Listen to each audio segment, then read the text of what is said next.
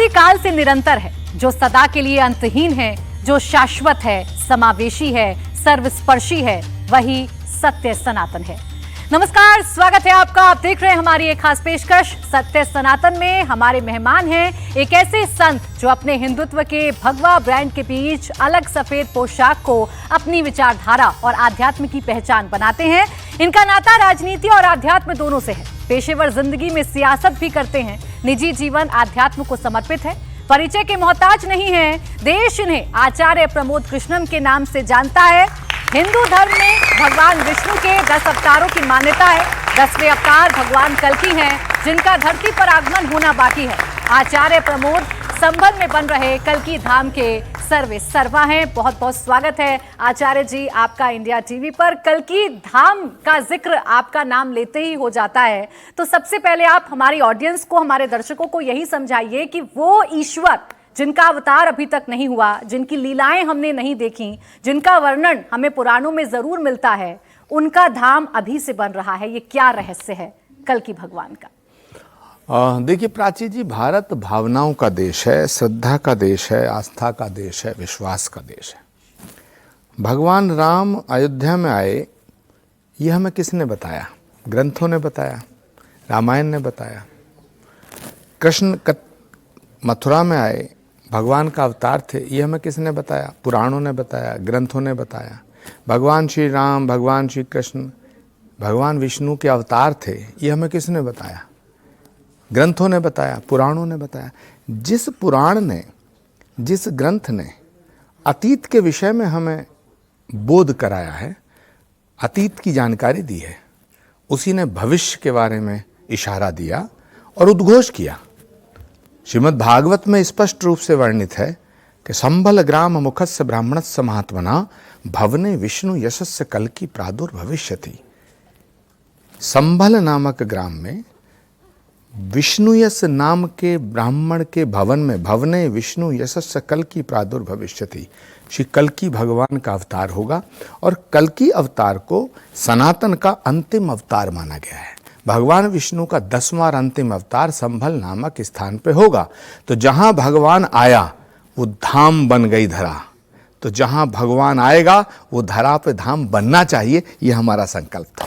जब बात भगवान के धाम की है, जब ईश्वर के अवतार की बात हम आचार्य जी कर रहे हैं, उसी संभल में या उसी संभल की चर्चा फिर एक अलग तरीके से क्यों हो रही है? वो संभल सियासत का केंद्र क्यों बन चुका है? देखिए प्राची जी, जब सतयुग था, त्रेता था, द्वापर युग था, अगर हम कालचक्र के दृष्टिकोण से इस पूरे कालखंड को विभाजित करते हैं तो 4 भागों में इसको विभाजित किया गया: सतयुग, त्रेता, द्वापर, कलयुग। सतयुग में और कलयुग में जो अंतर है, सतयुग में भी सूर्योदय पूरब से होता था, या जहां से सूर्योदय हो रहा उसको पूरब कहते थे।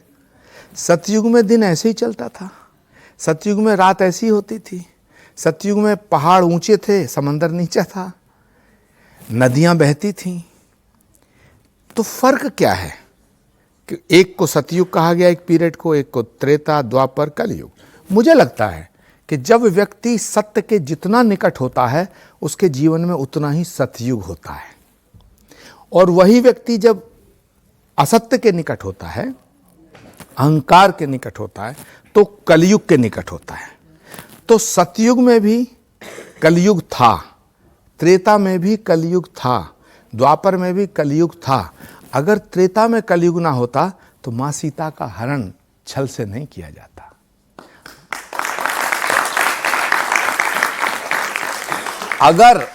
अगर द्वापर में कलयुग नहीं होता तो देवकी की संतानों को पटक पटक के ना मारा जाता।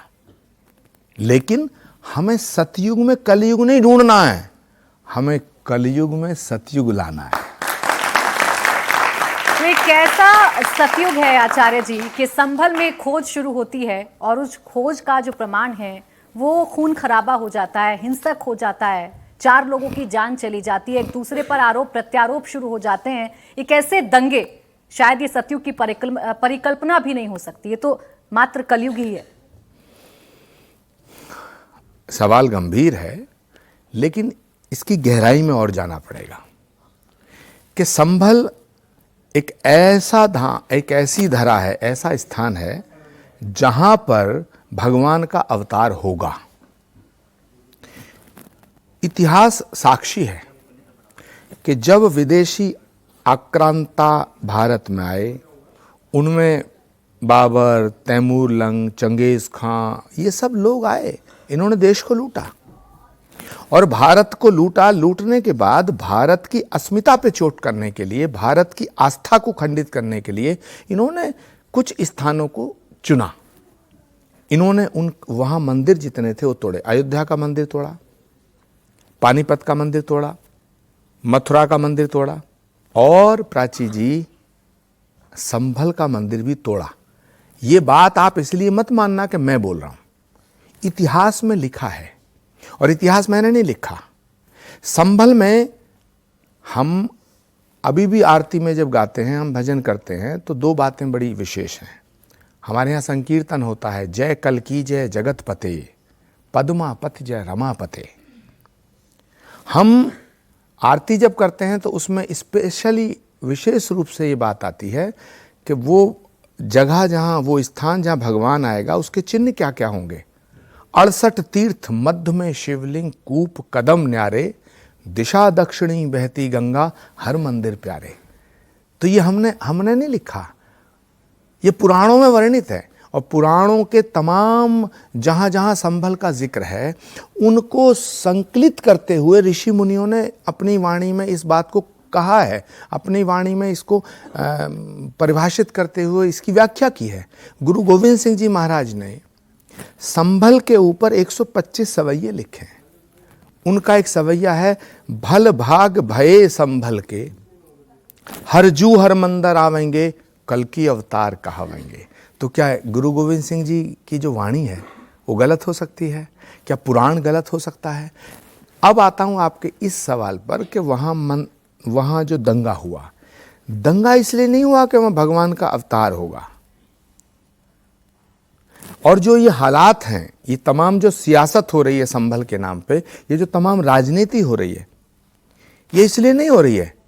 ये इसलिए हो रही है प्राची जी कि जहां भगवान का अवतार होना होता है तो अवतार से पहले कुछ चमत्कार होते हैं। और प्राची पराशर जी, ये भी एक चमत्कार है कि दुनिया में जितने भी धाम बने हैं वो तब बने जब भगवान आए। आने के बाद श्री कल्की धाम की स्थापना भारत के प्रधानमंत्री जी के हाथों से हुई है। श्री कल्की धाम की आधारशिला रखने भारत के यशस्वी प्रधानमंत्री आदरणीय नरेंद्र मोदी जी संभल की धरती पर आए। उन्होंने 19 फरवरी 2024 को श्री कल्की धाम का शिलान्यास किया और जिस दिन से श्री कल्की धाम का शिलान्यास हुआ है, जिस दिन से नरेंद्र मोदी जी के चरण संभल की धरा धाम पे पड़े हैं, उसके बाद रोज संभल में नए नए चमत्कार हो रहे हैं। कभी हनुमान जी प्रकट हो रहे हैं, कभी गौ माता प्रकट हो रही है, कहीं गणेश जी प्रकट हो रहे हैं। तो मुझे लगता है कि जो शास्त्रों की गणना है उसके हिसाब से तो यदा चंद्रस्य सूर्यस्य तथा तिस्य बृहस्पति समेशन्ति एक राशो तदा भवति तत्कृतम, ये गणना कब आएगी, कितने वर्षों बाद आएगी, लाखों वर्ष बाद आएगी या उससे पहले आएगी, ये विषय अलग हो सकता है। लेकिन जो हालात हैं उन्हें देखते हुए मुझे लग रहा है कि भगवान का अवतार जल्दी होने वाला है। जिन चमत्कारों का आपने जिक्र किया और संभल के जिस सनातन सत्य की तस्वीर अब पूरा देश देख रहा है, ये इससे पहले सामने क्यों नहीं आ पाया? ये चमत्कार पहले क्यों नहीं हो पाया? क्या संभल के सनातन सत्य को जानबूझकर छिपाने की कोशिश की गई? देखिए, बिल्कुल आपकी बात सही है कि सच पे पर्दा डालने की कोशिश जब जब की जाती है तब तब झगड़ा उत्पन्न होता है, तब तब विवाद उत्पन्न होता है। क्योंकि झगड़ा सच का नहीं है, झगड़ा सच को मिटाने का है। और ये जो सनातन धर्म है, सत्य सनातन, जो सत्य है वही शाश्वत है, जो शाश्वत है वही सनातन है। और प्राची जी, दुनिया में जितने धर्म हैं, मैं बहुत बड़ी बात कह रहा हूं, दुनिया में जितने धर्म हैं वो धर्म नहीं हैं, वो पंथ हैं, संप्रदाय हैं, मतांतर और मजहब हैं, धर्म अगर दुनिया में कोई है वो सनातन है। अब आप ये बात इसलिए स्वीकार मत करिएगा क्योंकि मैं एक सनातनी हूं और मैं अपने सनातन धर्म की व्याख्या कर रहा हूं। इस बात को इसलिए इस तरह स्वीकार करिए। मैं इसका एक लॉजिक देना चाहता हूं, एक उदाहरण देना चाहता हूं कि जिन दुनिया में जितने भी मतांतर संप्रदाय समाज हैं, जिनको आज धर्म माना जा रहा है, उसकी उत्पत्ति किसी की 500 साल पहले हुई, किसी की 1000 साल पहले हुई, किसी की 1500 साल पहले हुई, किसी की 2000 साल पहले हुई। और ये सारे के सारे धर्म जिनकी उत्पत्ति 1000, 1500, 500, 2000 साल पहले हुई है, ये सब इंसान के द्वारा बनाए गए हैं, आदमी के द्वारा बनाए गए हैं, एक व्यक्ति के द्वारा बनाए गए हैं, मेड बाय ह्यूमन है। और प्राची जी, जो आदमी के द्वारा बनाया जाता है उसका मिटना तय है। सनातन किसी व्यक्ति के द्वारा नहीं बनाया गया, इसीलिए सनातन न मिटा है और न मिटेगा। अब इससे बड़े सनातनी क्या हो सकते हैं? अखिलेश यादव साहब, आप संभल का सत्य तलाशने की कोशिश कर रहे हैं। अखिलेश यादव कह रहे हैं कि चलिए मेरे साथ मुख्यमंत्री आवास में खोज करते हैं। मैं कह रहा हूं कि मुख्यमंत्री आवास के नीचे भी शिवलिंग है, आइए करते हैं खुदाई। नहीं, अखिलेश यादव जी इतने पढ़े लिखे नेता हैं, लेकिन उनके साथ एक प्रॉब्लम है कि जब से राहुल गांधी की संगत में आए हैं तब से ऊट पटांग बातें करना शुरू कर दिए हैं। उन्हें इस तरह की बातें नहीं करनी चाहिए। सच बात यह है, वो कह रहे हैं कि साहब मुख्यमंत्री आवास को खोदिए, वहां भी शिवलिंग निकलेगा, मंदिर निकलेगा। अरे पूरा भारत मंदिर है, मुख्यमंत्री आवास की बात क्यों कह रहे हैं? भारत का कण कण मंदिर है प्राची जी। अखिलेश यादव को ये बात समझनी चाहिए। और जहां तक सवाल है अखिलेश यादव जी का, राहुल गांधी जी का और तमाम इन विपक्ष के नेताओं का, तो इन्हें ये समझना चाहिए कि ये खाते हिंदुस्तान में हैं, सियासत हिंदुस्तान में करते हैं, वोट हिंदुस्तान का चाहिए, लेकिन बातें तालिबान और अफगानिस्तान जैसी करते हैं, ये नहीं चलेगा। लेकिन अगर राहुल गांधी संभल में हुए दंगे पर ये कह देते हैं कि जो कुछ हुआ वो बहुत जल्दबाजी में हुआ और संभल में जो कुछ किया गया वो पक्षपात रवैये के साथ किया गया, जिसका नतीजा 4 लोगों की जान जाना, संभल में दंगे भड़कना है, क्या गलत कहते हैं? देखिए, एक विषय है कि किसी मस्जिद को तोड़ करके मंदिर बना दो, सनातन इसकी अनुमति नहीं देता। मस्जिद को तोड़ के मंदिर बना दिया जाए, मेरा धर्म इसकी अनुमति नहीं देता, मैं इसका समर्थन नहीं करता। हमारा धर्म, सनातन धर्म, सबको स्वीकार करता है। हमने तो सांपों को दूध पिलाया है, हमने तो वृक्षों को पूजा है, हमने तो पत्थरों में भगवान का दर्शन किया है। ईसावास्यमिदं सर्वम यत् किंचित जगत्याम जगत तेन तिक्तेन भुंजिता। हमारा शास्त्र, हमारे उपनिषद, इतने हमारे धर्म ग्रंथ हैं।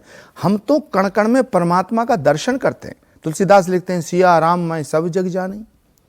हम किसी से भेदभाव नहीं करते और सनातन किसी पे हमला नहीं करता।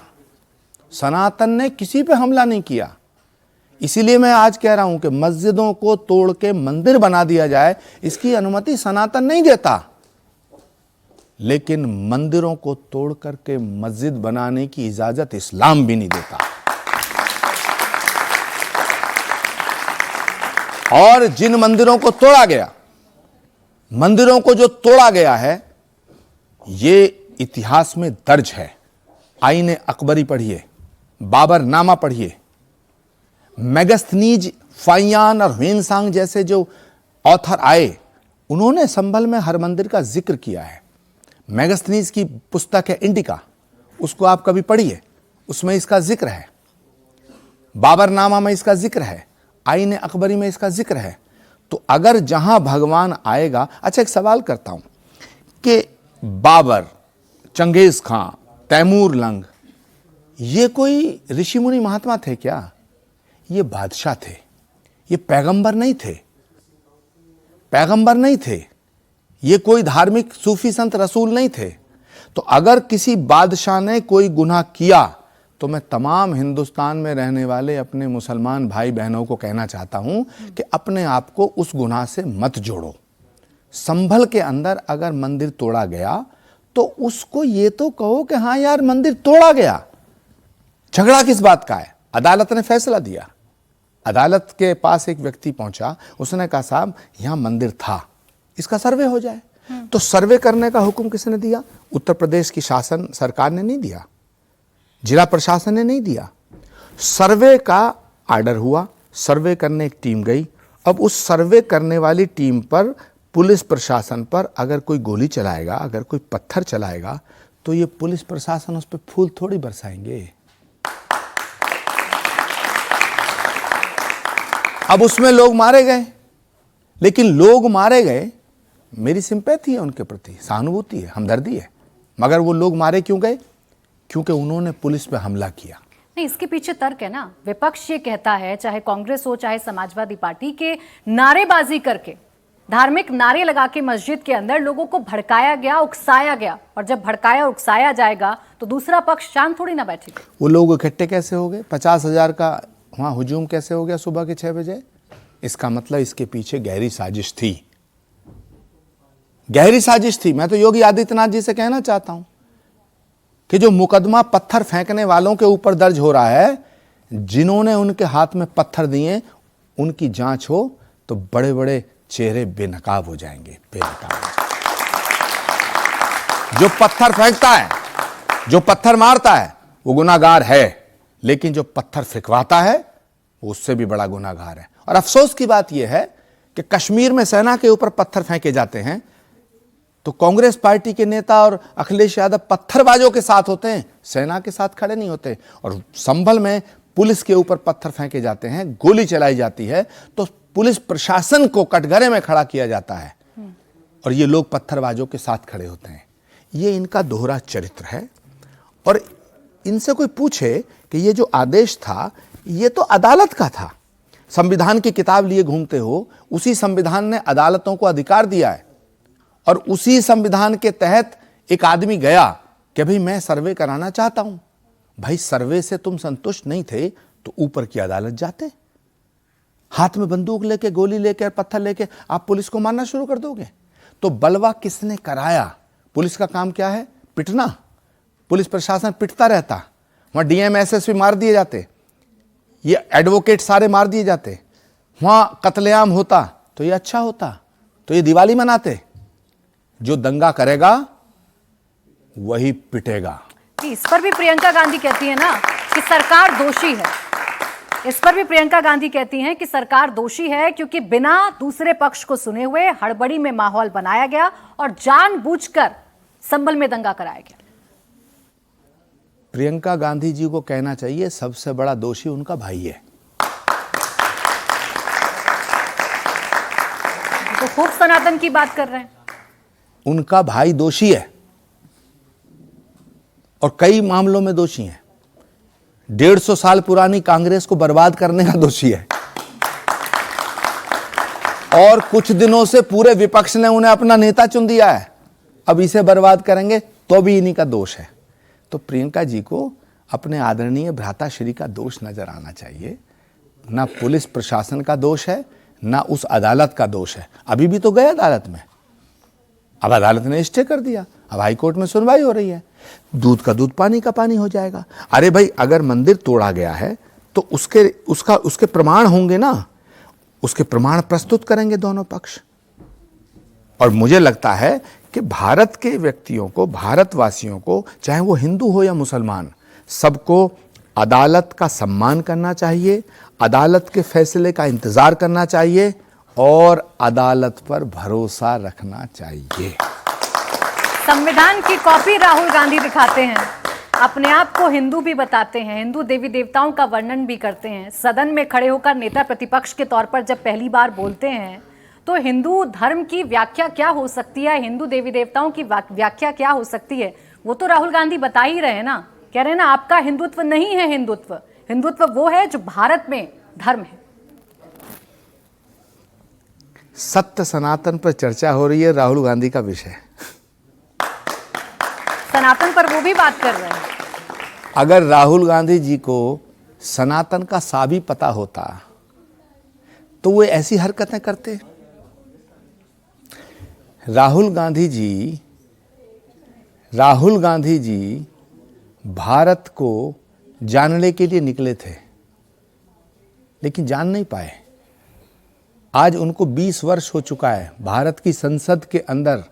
भारत की संसद के सदस्य हैं 20 साल से, लेकिन भारत की संस्कृति, भारत के संस्कार, भारत की सभ्यता, गाय, गंगा, गौरी, गायत्री, जब जब ये विषय उठते हैं, कभी आपने प्राची सुना है और देखा है किसी सभा में राहुल गांधी जी को राम राम करते हुए? कभी देखा है भारत माता की जय बोलते हुए? कभी देखा है वंदे मातरम का नारा लगाते हुए? कभी देखा है गायत्री मंत्र बोलते हुए? कभी देखा है उनके माथे पे तिलक लगा हो और उनका जो अभिवादन करने का तरीका हो? कभी नहीं देखा होगा। क्यों नहीं देखा होगा? कि हिंदू होना और हिंदू बनना दोनों अलग अलग विषय। संभल में सनातन की खोज की जा रही है, संभल में सनातन के सत्य को उजागर किया जा रहा है, और ओवैसी जी कह रहे हैं तुझको कितनों का लहू चाहिए ए अर्ज़े वतन, कितनी आहू से कलेजा तेरा ठंडा होगा। वाह, क्या बात है! मतलब क्या बात है! जलेबियों की रखवाली कुतिया। मैं ओवैसी साहब से कहना चाहता हूं, और मैं उनकी इज्जत भी करता हूं, वो बहुत पढ़े लिखे इंसान हैं, बड़े विद्वान हैं, सुप्रीम कोर्ट के बहुत बड़े वकील हैं, भारत की संसद के सदस्य हैं, पर कभी कभी उनमें ना जिन्ना की आत्मा घुस जाती है, उनमें बाबर की रूह घुस जाती है। असदुद्दीन ओवैसी साहब को चाहिए कि जिस देश की जनता, जिस देश की धरती और जिस देश में वो रहते हैं, उसके संविधान का सम्मान करना सीखें, उसकी अदालत का सम्मान करना सीखें। अगर ओवैसी साहब के हिसाब से फैसला हो जाए तो अदालत ठीक, तो इस देश में जमहूरियत है, तो इस देश में लोकतंत्र जिंदा है। और अगर फैसला उनके खिलाफ हो जाए तो लोकतंत्र की हत्या हो गई, लोकतंत्र मर गया, तो जमहूरियत नहीं है, डिक्टेटरशिप है। ओवैसी साहब को चाहिए कि वो भारत में रहते हैं, हिंदुस्तान में रहते हैं, तालिबान का समर्थन ना करें, अफगानिस्तान का समर्थन ना करें, पाकिस्तान का समर्थन नहीं करें। क्या आपने सुना ओवैसी साहब को कभी कहते हुए कि बांग्लादेश में जो हिंदुओं की हत्या हो रही है, हिंदुओं पे जुल्म हो रहा, उसके खिलाफ एक आवाज उठाएं? फलस्तीन में इजराइल के द्वारा जो किया जा रहा है उसके लिए तो रोज ओवैसी साहब बोलते हैं, लेकिन बांग्लादेश के अंदर जो हिंदुओं पे जुल्म हो रहा उसके खिलाफ एक शब्द नहीं बोलते हैं। यही पार्शियलिटी है, यही दोगलापन है। तो मैं ओवैसी साहब को कहता हूं कि जरा अपना चश्मा बदलें और इसको हिंदुस्तान समझें। और ये हिंदुस्तान है। सनातन को मिटाने के लिए 1000 साल तक साजिशें हुई, 800 साल मुगलों ने की, 200 साल अंग्रेजों ने की, 1000 साल तक प्राची जी सनातन को मिटाने की कोशिशें की गई। सनातन नहीं मिटा और ना सनातन मिटेगा, क्योंकि सनातन आदमी के द्वारा पैदा किया हुआ धर्म नहीं है, सनातन परमात्मा प्रदत्त धर्म है।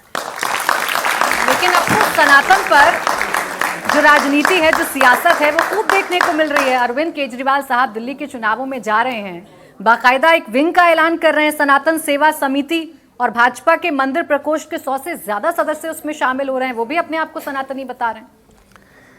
देखिए, ये सनातन का दौर है। अभी तो कोई नकली हिंदू बनेगा, कोई असली हिंदू, कोई फलाना हिंदू, कोई अगड़ा हिंदू, कोई पिछड़ा हिंदू। सच बात यह है, सनातन की जो शक्ति, संघे शक्ति कलयुगे, जो सनातन में एकता आ रही है, उससे सब डर गए। इस पे इतना ही कहना चाहता हूं, खास तौर से ओवैसी साहब को, कि इफ्तिदाए इश्क है रोता है क्या, आगे आगे देखिए होता है क्या। बहुत बहुत शुक्रिया आचार्य जी आपका हमारे साथ जुड़ने के लिए, हमारे साथ हिस्सा लेने के लिए इस बातचीत। धन्यवाद।